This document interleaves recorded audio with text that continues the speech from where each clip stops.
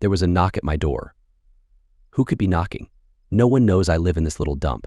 I've been here for nearly 2 months, since my wife announced she was bored and going on a date. More about that later.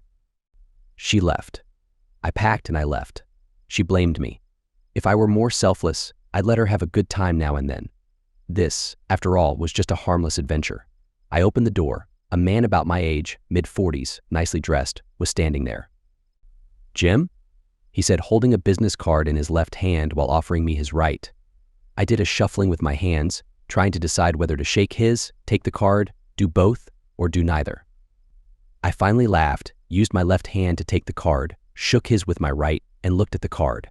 It merely said, "Betrayed Husbands Anonymous" at the top, and centered in larger print, one name, Ralph. "Yes, Ralph, I'm Jim Anderson. And you are, just Ralph. You'll understand why if you allow me to come in and talk to you." I laughed. I just couldn't help it. My dear wife, who only 2 months ago wanted a one-time date, as an adventure, was marrying some guy. She had filed for divorce, citing abandonment as her reason. Now, some guy seeks me out and hands me a business card claiming he is a member of a group of betrayed husbands. Well, Ralph, why not? Anything you have to say to me must be better than any news I've gotten in the last, well, whenever. Ralph came in and we went to the kitchen table, the best place to sit and talk in my current lousy abode. As he was sitting down, I offered him coffee. He accepted and asked, "Do you have this morning's newspaper?" I opened my pantry drawer and got in the recycling bin. Right on top was the paper. Here, I thought it was a slow news day. He looked for the local news section and went to the second page, folded it back and pointed to an article. "Did you read this?" I hadn't. It was about some brutal beating outside the hospital a few days ago. Police had determined the man who was beaten, a doctor, Michael Watson, was the victim of a random gang attack. He was seriously injured, though the nature of his injuries was not disclosed. So, I was confused. This guy surely wasn't a betrayed husband. Why was I reading about him? It seems Mr. Watson is living with Roberta Dunstan. Bobby, as she is called, was married for nearly 20 years to Mr. Dunstan. Dunstan has some middle management positions. He does pretty well. Dr. Watson, however, was a surgeon. His unlisted injuries were mainly to his hands and his groin. It is unlikely he will ever operate again, in either an operating room or a bedroom, if you get my drift. I laughed, nervously. That's not difficult to follow. It hurts to think about. Continuing with my story. Dr. Watson had a wandering set of eyes which became fixated on Mrs. Dunstan, he pursued, then caught her. In the end, she decided to trade up. She magnanimously left her former husband with all their assets and their 2 children. Well, children is not an accurate term. Their daughter is 18 and in college. The son is 17 and a senior in high school. Sounds like Mr. Dunstan got his revenge. That is why I am here, Jim. I can assure you, Mr. Dunstan had absolutely nothing to do with Dr. Watson's beating. Are you saying you did it? Of course not. In fact, until earlier this morning, I was unaware of the existence of Watson, the Dunstans, or you, for that matter. This morning, I was given the information I am sharing with you now and told to come here and share that information with you. Who is this guy? I scratched my head and looked at him. Clearly, someone was angry at Doc Watson, and it would seem likely it was the ex-husband. If he had nothing to do with the beating, why am I being told? Okay, I give up. I cannot solve the riddle. Ralph smiled. Very good. You cannot. The point is no one can. As you pointed out, it looks like Dunstan got revenge, and yet Dunstan is not guilty. No one will ever be convicted or even arrested for this assault. Watson's income possibilities are now few, correct, and the former Mrs. Dunstan is in a real pickle. Dunstan will sleep well tonight and did nothing wrong. If I might ask, how are you sleeping? Ralph paused and stared right through me. How am I sleeping? Dunstan is sleeping well because he knows he's gotten his revenge, seemingly without any personal involvement. Ralph is telling me he can get me revenge. Ralph, let me ask you this. Are you looking for revenge against your wife? Jim, and this too is important. I am not permitted to give you any detail of my life. Absolutely none. It sounds to me like this organization is one which gets guys like you and me revenge on the cheating people and their partners. Again, I don't want you to misunderstand. I never said anything like that. I never implied anything like that. If you draw an inference like that from what I have said, my advice would be keep it to yourself. Say nothing about it ever, to anyone. Well, this is starting to make sense. This group is of people who don't know each other, and somehow that leads to innocent revenge for me. The ground rules are no one explicitly says that is what they are doing. Oh, I understand, Ralph. You explain things quite clearly. If I were interested in becoming a member of, I glanced down at the business card, Betrayed Husbands Anonymous, what would I do? There is a meeting at this address. He reached in his pocket and pulled out a card with the name of a restaurant and its address. That's nearly 80 miles from here. That is where the meeting will be held. It will begin promptly at 7 p.m., day after tomorrow. Are you interested? The group calls itself Anonymous. Maybe that is one of the ways they stay anonymous. Sure, I'll be there. There is a private room in the restaurant. Tell the receptionist you are part of the Petri party.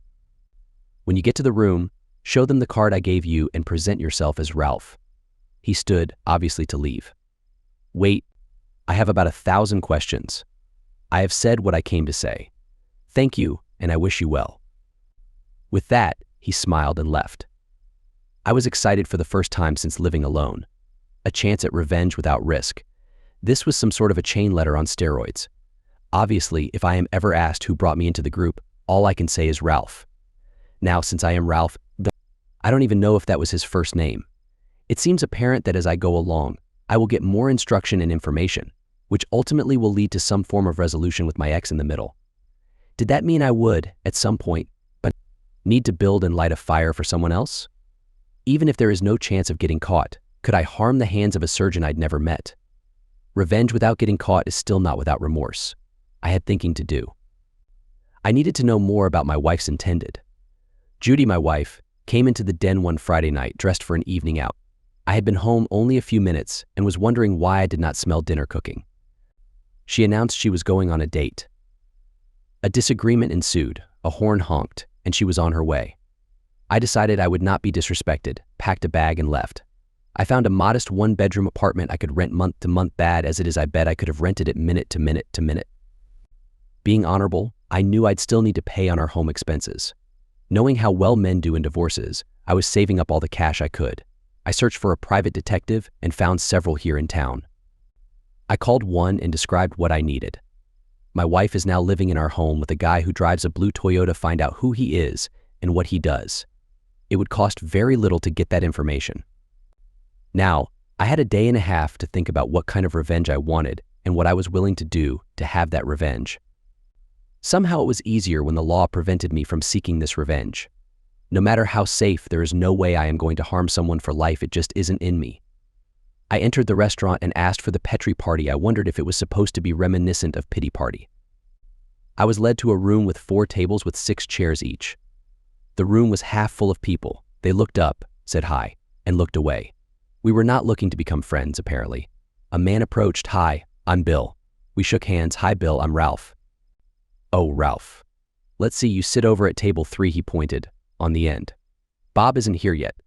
He'll introduce himself when he arrives. Bill walked away, and I went to my seat. I looked at my watch. It was 6:55 p.m. Just then, 3 waiters came in with trays. They set a variety of sandwiches, salads, and drinks on a table along the wall. Bill said, "Help yourselves." I got my food and drink and returned to my seat. By the time I got back to my seat, the chair to my right was now occupied. Hi, I'm Bob. Hi, Bob, I'm Ralph. Ralph, my role here this evening is to explain what will go on. The first thing that will happen after we've eaten is one of us will share his story. I want you to pay particular attention to what he says. These presentations take a particular form. One day, you will be asked to make a similar presentation. When will I be asked to do this? Ralph, this is all a bit bewildering. Information is given to you gradually.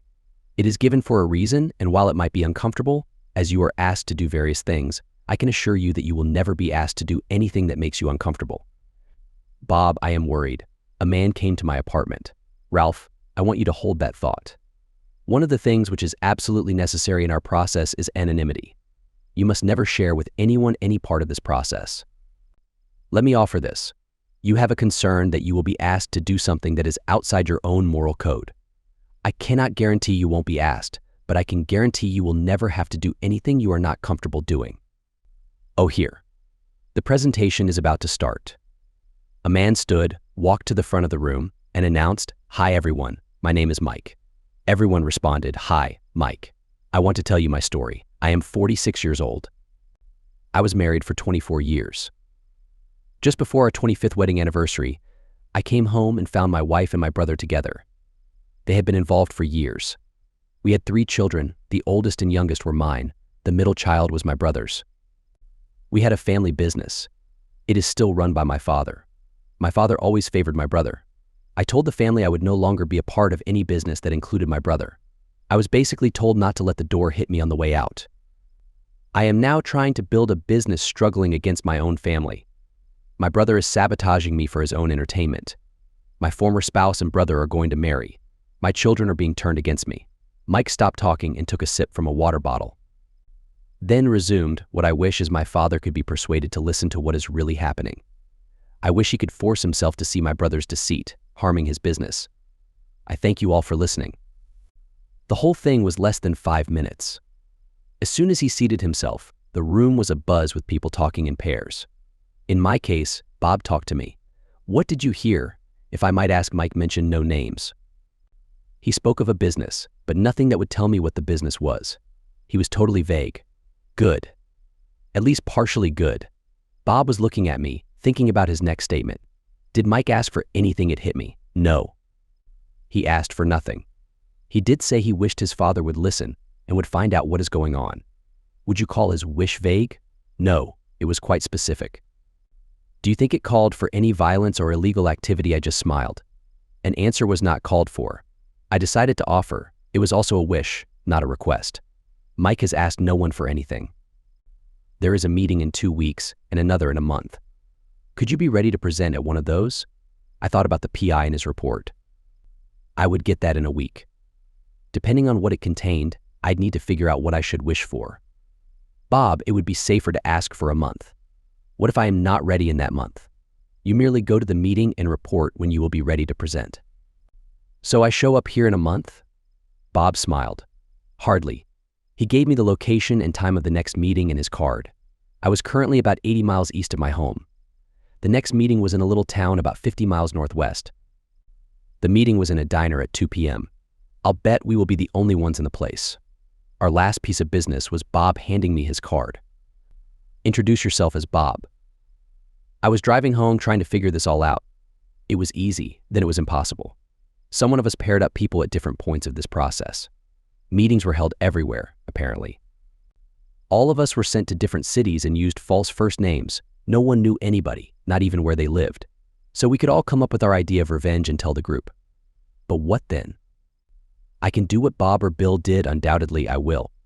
But they tell me I'm not going to be asked to do something illegal, so I won't be asked to harm anyone. It seemed today's request involved looking at the books of some mystery company. Not illegal, but I couldn't look at them or know what I saw if I did. There was a big piece missing. Life could have been so different. In almost every way, Chuck's life had ended that night. He came home and found his spouse in bed with some guy. She should have known better. Chuck's business was drugs, money, gambling, and making sure his company had no competition. Mostly, he kept competition from growing by explaining consequences to would-be competitors. Sometimes they required small demonstrations of his potential seriousness. Of course, other times he had to actually carry out the consequences. The nice part of that, no one needed a second lesson in consequences, the first being terminal. Chuck could not believe his eyes. His foolish spouse knew what he'd do, and now he was forced to do it. He reached for his gun, but decided these two needed to be punished first. He threw the man aside and hit his spouse, knocking her unconscious. He turned his attention toward the gentleman scrambling to get up. He never made it. Chuck was in the process of hitting, kicking, stomping, gouging, and otherwise hurting his spouse's lover. He was beyond angry, but a true professional. He was taking his time. Like a mouse caught by a cat, the lover was in for a long day, his last.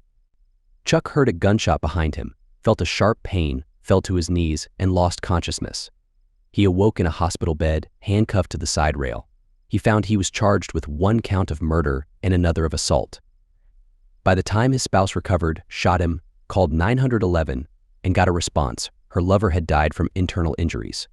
Chuck was a very wealthy man. He got a great attorney, plead temporary insanity, and got 7 to 10 years for involuntary manslaughter. He was a model prisoner and out in 7 years. He was full of anger. He did have a prenuptial agreement, and his divorce cost him nothing but legal fees. He ruined the jerk financially, killed her lover, and was very disappointed he'd not done more. He was warned that if anything happened to her, he'd end up in prison for life. He decided he'd forgo any further revenge until he found an ironclad way to attain it. Chuck needed revenge. As he thought about it, who he took revenge upon was less important to him than exacting the revenge. One cheating jerk was like any other. The men who helped them betray their spouses deserved a similar fate. Chuck could keep getting revenge, and as long as it was on others, equally deserving, he would never be caught. Eventually, he came up with Betrayed Spouses Anonymous. Chuck was a perfect conduit between people wanting revenge and people who could exact revenge. He started developing the means by which the two could be in contact and yet never meet. The Private Eyes report was revealing. My spouse's one-time fling was with a guy she worked with. Her definition of one time must have been this was the one time she'd tell me anything about it. She and Bozo had fallen in love, and she was planning on dumping me and marrying him. Her plan showed thought, not good thought, and not much thought but thought, all the same. She told me she was going out to provoke me. She was certain I would leave. Once I left, she could deny having gone out and file for divorce, claiming I abandoned her. The downside of her idea was the fact she and her lover were recognizable to at least 3 hotel desk people on site. Her company enforced no policy regarding married people being involved in the workplace. What form would my revenge take? I was not tied to the area. My parents had retired to Florida, nearly 1,000 miles away. I could just quit my job and disappear. But first, I needed her to be single, without good prospects, and preferably unemployed. Her current love was a cheater. Surely we could get him to cheat. Maybe we could find a beautiful woman at the free clinic who had a few nasty diseases and entice her to seduce him. I liked that. Simple, yet almost surely would get the two mad at one another. If it became public, or they shared with other co-workers, that could get them fired. Easy to think of, how on earth could it be done? What was the expression? Go big or go home. Why would I limit what I want? If they can't do it, they can tell me. I was ready to go tell my story. With 2 days left, I got to the diner. It was an old home, converted. You entered into what had been a dining and family room. There was a counter. One probably local man sat there with a cup of coffee. There was an open double-wide door into another room, possibly a bedroom in the past. Maybe a dozen or so men sat in there. I entered. A man stood and approached me. "Hi, I'm Bob," I told him. He didn't bother to give me his false name. He just pointed at an empty table and told me to sit there. I did, and was joined by, "Hi, I'm Ralph." Oh, swell, I thought. We've run through the list of names apparently. "Hi, Ralph." Bob. He didn't have much to say, neither did I. Soon it was my turn to stand and tell my story. "Hi, I'm Bob." The group gave me a not-so-warm, "Hi, Bob." Let me share with you what happened to me. I was married to Jerk, who was cheating on me. I was just too stupid to know it. She came to me one night and announced she was going on a date. Just a one-time fling. She knew I'd leave her. I did, and she filed for divorce claiming abandonment on my part. She and her one-time fling had been staying in local motels for months. I got that resolved. The divorce will be final soon. She and someone else are living in my old home. You know what? Here's what I wish. He is a cheater. He'll cheat again. It would be nice if someone approached him, tricked him, and gave him a couple of particularly nasty illnesses.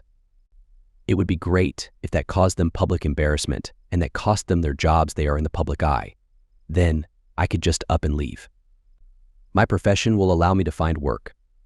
I want my hometown in the rearview mirror and a fresh start. Thanks for listening. I sat down. Ralph looked at me and smiled. Believe it or not, as wishes go, I've heard more ambitious ones. So what's next? Do I try to find someone to help me with my idea? No, let me be clear. You expressed a wish here this afternoon. I never want you to think of it again. Never happened. Your trip here is a figment of your imagination. If anything happens to your wife and her new partner, it will be a total coincidence. You will be able to look anyone in the eye and tell them you have absolutely no idea how any of it came about. I can do that. Now let me tell you about membership in this organization. Fees vary. Sometimes people have violent or unseemly wishes. They end up having to participate in some violence. We have no free lunches. In your case, we are going to ask $2,500 for your one-time membership payment. He handed me a shoebox. The next meeting you attend, you will have exactly $2,500 in this box. No one will count it. Can you afford that? Do I have a choice? Sure, we are flexible. You have 2 meetings left in your membership. The next one, you pay your membership fee. The following meeting, you pick up a box like this one. After you leave the meeting, you open the box. On top, you will find detailed instructions on what to do with the box. The rest of the contents of the box are covered. Under no circumstance are you to look and see what is under that covering. So I never know what request is in the box. Bob, we have all manner of people in this organization. Most are haunted and unstable in their behavior. You, like me, have shown you say nothing to anyone. You can be trusted. There are 2 types of people in this organization: victims and achievers. Depending on the wish being carried out, some of these achievers are not nice people. Swell, I will be handing a box of money to a criminal. Bob, stop it. You will do no such thing. You will hand a shoebox to a stranger. Yeah, what are my chances of survival? You will wrap the shoebox and say bright green paper. Your instructions will include sitting in the post office or a bus stop when lots of people are around. You will be approached by a man who will ask if that is the package for Aunt Mildred or something like that. My guess is you'll survive. Ralph, you said there was some flexibility in what I pay. You pay $2,500 and make on delivery. For every additional delivery you make, knock $500 off. That seems like a lot for a low-risk delivery. We find that many of our members will have nothing to do with violence. Not even delivering a shoebox which might contain a non-violent or violent request. They must pay money to avoid that exchange. Aren't you afraid someone will get caught and give us up? Give who up, Bob? All you know about me is my name is Ralph. He laughed at his own misstatement. You don't know where I live, what I do, and have nothing to use to trace any of us. What if the local sheriff happened into our meeting? So what? What did he see? A couple of guys talking to other guys about marital issues. It might strike him as odd he's never seen any of us. He might ask the owner who set the meeting up. What would that give him? I'm sure whoever arranged this is not here now and won't ever be back. It was as close to ironclad as I could think of. Certainly, I could not tell anyone what my part had been in anything. I would have attended a few meetings in different cities, made a presentation, given a guy a shoebox, received a shoebox, and given that away.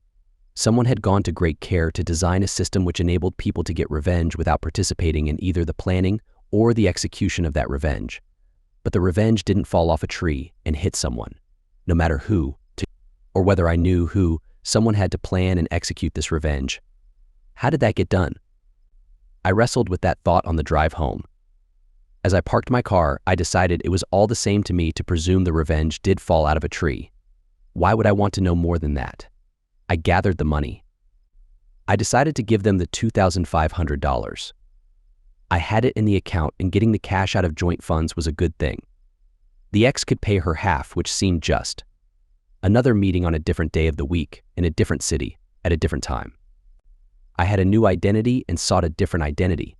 I saw no one I knew, had no idea what was going on. It was comforting. Things were just as they were supposed to be. I was finishing my sandwich when Jim stood to speak. He said, "Hi." We said hi, and he started into his story. I am married. My wife has 3 children, all conceived during our marriage. I fathered the middle one. The only parent my children have in common is their mother. Each has a different father. Get this, my wife claims she has only been with 2 other men, 1 time each, during our marriage. I am told I cannot be too specific here, but we need to find a tissue match for one of the children. My wife is not a match, and the children have no other blood relatives that we know about, even though my wife only has been with 3 men in 18 years. She seems to have forgotten the other 2's names. Jim stiffened. His eyes teared and he paused.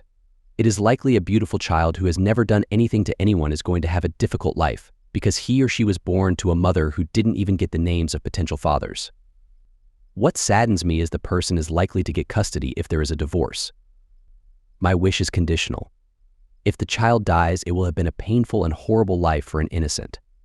I hope my wife faces consequences equal to her actions, say being trapped in a house somewhere far away. If the child lives, I'll see to it we properly take care of the children. Until the last is 18. The look in Jim's eyes made me shiver. They were fixed, determined, and quite dead, devoid of any emotion. If I am any judge of character, his wife would be better off somewhere far away than several more years with Jim. My contact asked me for my shoebox. How full is it, if I may ask? Completely. That is what we expected. Wait a minute, I have wondered what is going on. It was meeting my needs, so I didn't ask. What we expected says there are some of you who are running this, and that concerns me. Why? Might I ask? Lots of things go on in my little part of the world every single day. Way too much of it being things I don't want to be aware of, let alone a part of. Now, I am not so against the idea that because a pardon me sociopath like our speaker has made a wish that is probably going to be carried out, I am not connected to him. But I am closer to him than I want to be. You are afraid you are an accessory. I shook my head, no, not really. I don't know if Jim is telling the truth, has a wife, etc. You are a different story. Why worry about me? He was starting to annoy me. This coy attitude was wearing thin. It is clear to me that I am at the end of the betrayed husband's route. Now you need some or all of us to join the support group or whatever you are called.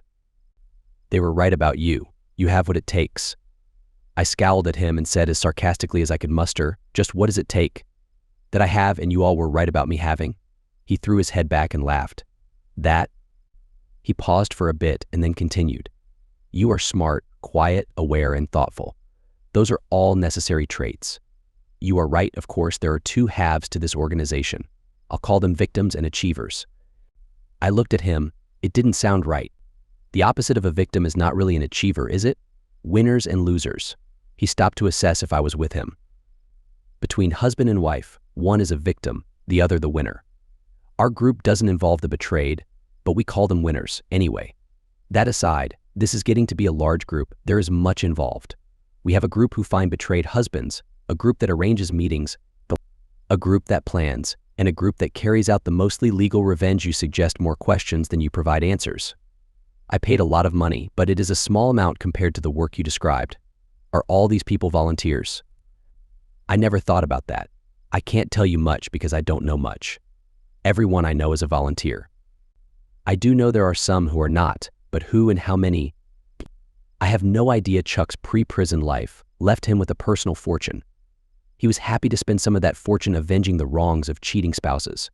His idea of a support group was great. There were plenty of spouses who wanted revenge but lacked the ability or the courage to carry it out. There was also an endless supply of criminals, addicts, and other troublemakers to execute the plans. The tricky part was finding someone to create a plan to be executed. A desperate criminal will do anything for money, just not very well. Another thing at which Chuck had excelled was planning. He decided the way to provide his support group with an endless supply of helpers and assistants was to form a legitimate company, which in turn could carry out various and mischievous tasks. Chuck found a couple of partners and formed Bright Edge Capital, whose purpose was to provide support to new, emerging technology companies. Chuck's two partners were brilliant young individuals who needed support themselves to get started. Chuck provided all the funding for a 40% ownership, while his partners held 30% each. They thought it was a great deal, as they were the partners and held 60% of the vote. They had no problem with Chuck operating his small, secret project on the side. At the weekly partnership meetings, Chuck was very helpful to the two entrepreneurs, who sometimes got too excited about some concept that had no real chance to be successful. They were also very helpful to Chuck, paying almost no attention to anything his secret project was doing. It was a perfect match with an unknown, darker side. One legitimate business the secret project undertook was a multi-city detective agency. The revenge business would need private investigators, who might as well do work for others, too. The second business Chuck established was perfect project planning. There were so many small businesses in need of temporary help to build their new offices, install major office equipment, set up an accounting system, and a variety of similar tasks. Perfect was also a place from which to hire planners of revenge. Chuck's partners were close to telling him not to pursue his current plan, until he assured them that he would still make the weekly partnership meetings. Chuck claimed he was bored and wanted to do a real job. He wanted to run a local office of Perfect Project. So in addition to being on the board of Perfect and its de facto CEO, he was a second-tier executive, working 300 miles from Perfect's central office. Chuck found a former BHA member who was an accountant. The accountant's life had taken a bad turn when he was mugged in a parking lot. His ex-wife's new husband was fatally shot during the robbery. The thief got away with $47, 00. Like Chuck, the accountant had no remorse and a newly found appetite to help others. Chuck had an accounting system which would organize his own money and cash from the support group alongside regular business payments, so his office turned a small profit each month.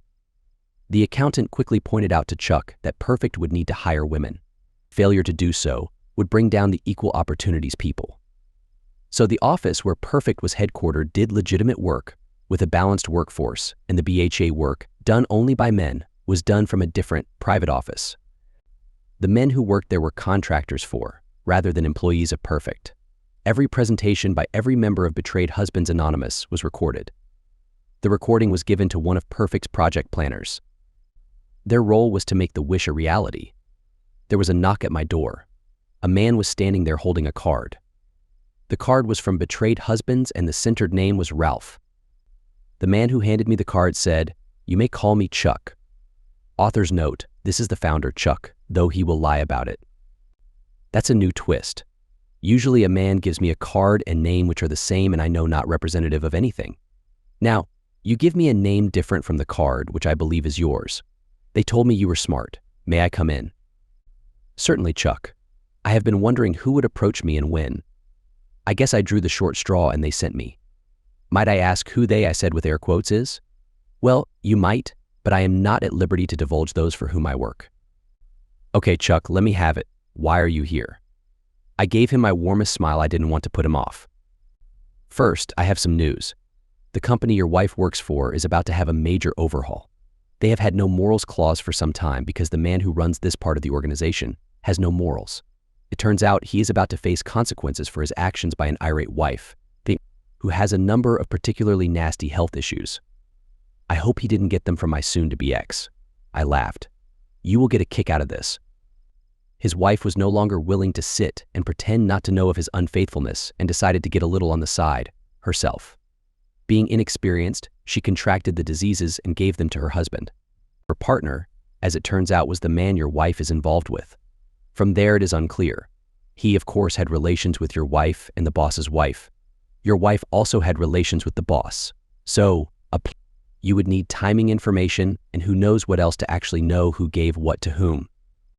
But the wife, being no fool, accused her unfaithful husband, who in turn blames your wife. Oh, that's nice. I could not have been happier. Sounds like she is the victim in this and ends up bearing the shame of the perp. I'm sure her boyfriend is not going to volunteer he is involved with the boss's wife. I could not contain my delight. Gee, I feel bad for her. Chuck was smiling too. Yes, I can see you are heartbroken. Maybe in time you will recover. Well, I hope not, but we will see. Unfortunately, it gets worse for her. The wife is the daughter of a past CEO of the company. She has complained to the company headquarters and all of them are going to lose their jobs. It is going to take corporate a couple of weeks to get replacement personnel, so this mass dismissal is unknown to anyone local. It is a great time for you to quit your job and disappear. Well, I have wanted to go out on my own for a while now, but I can't see how I could possibly do that. I have to get established in a new city. That could take years. More good news. I am a mid-level manager in a company, Perfect Project Planning.